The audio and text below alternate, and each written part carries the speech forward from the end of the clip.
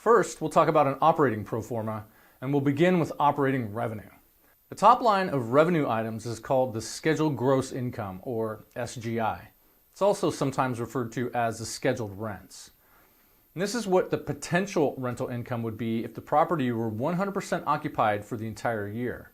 In smaller investment properties, the scheduled rent is usually just the current rent roll multiplied by 12 months. In larger properties, especially in the office and retail world, where landlords typically use free rent as an incentive to entice tenants to sign longer leases, the scheduled rent will reflect what the income would be if all tenants paid market rent. And then the lease discounts or months of free rent are reflected on a separate line, often called loss to lease, concessions, or rent discounts.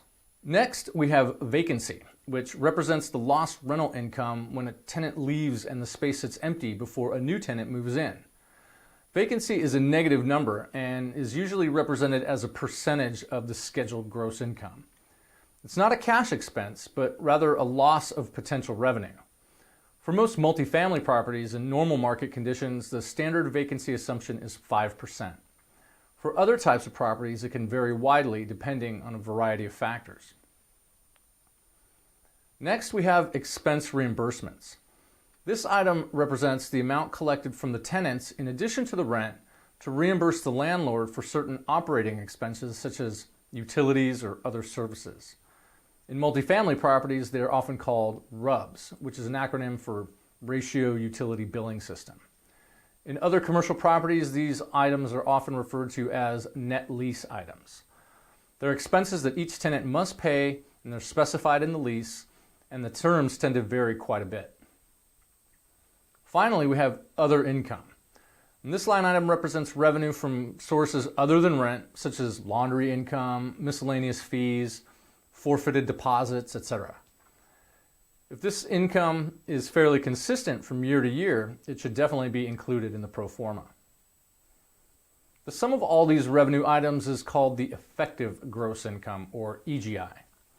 Effective gross income represents the actual top-line cash revenue that a property expects to generate after the adjustments for vacancy and other items.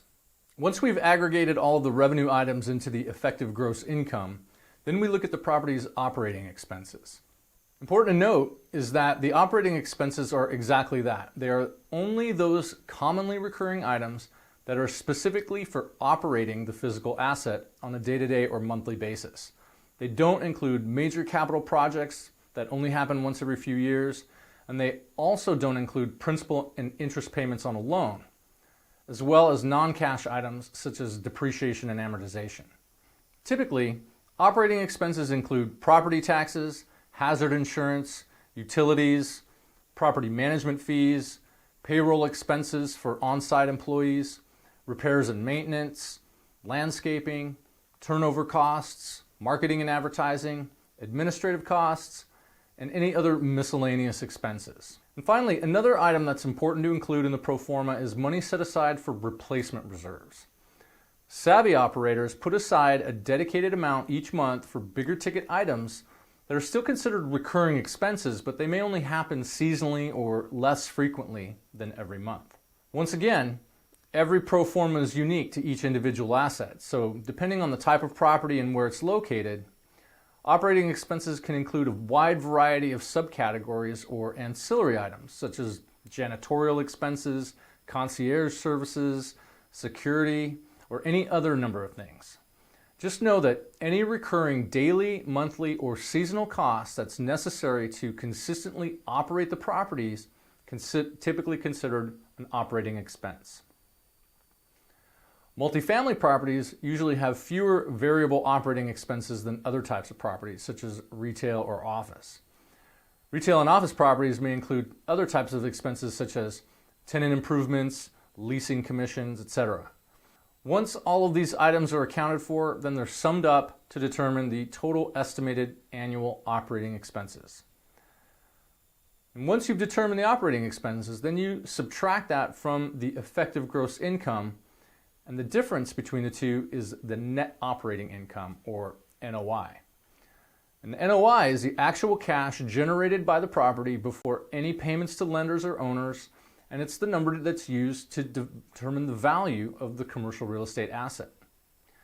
The reason for this is that different investors use different financing structures or other capital to acquire the real estate, and the value of the property is based on its own operating performance, independent of the financing used to acquire it. Any pro forma, regardless if it's being used to just show the operations of the property or if it's going into even greater detail for the investor, needs to show the line items that culminate in highlighting the NOI. Most pro forma show each line item based on their annual dollar amount, but it's also common to see the same items listed in multiple columns showing them as metrics, such as dollars per unit per year or as a percentage of total revenue. Looking at these items using these different metrics makes it easier to compare different properties because every property has a different level of income and expenses. So now let's talk about an investment pro forma. As I mentioned earlier, an investment pro forma is typically compiled by a buyer or an investment group. It still includes the line items that make up the net operating income, but an investment pro forma will usually go a step beyond that and include other items below the net operating income line, such as interest and principal payments on loans, tax benefits, and the net cash flow to the owners. The reason for this is that these items typically vary from buyer to buyer, depending on the ownership entity, the type of capital or financing in place, or a variety of other factors. Many investors use leverage, so they'd want to account for principal payments and interest expenses on the loan. While other investors could be part of an investment group paying all cash, so they wouldn't need to account for interest expense, but perhaps they would need to include asset management or syndication fees. Each investor may have different information or metrics that they want to project in their own investment pro forma. So the key takeaway for building a good pro forma is to present the information in a clear and consistent way that makes the reader easily able to understand it. And metrics are always helpful as they make the property easy to compare to other properties on the market.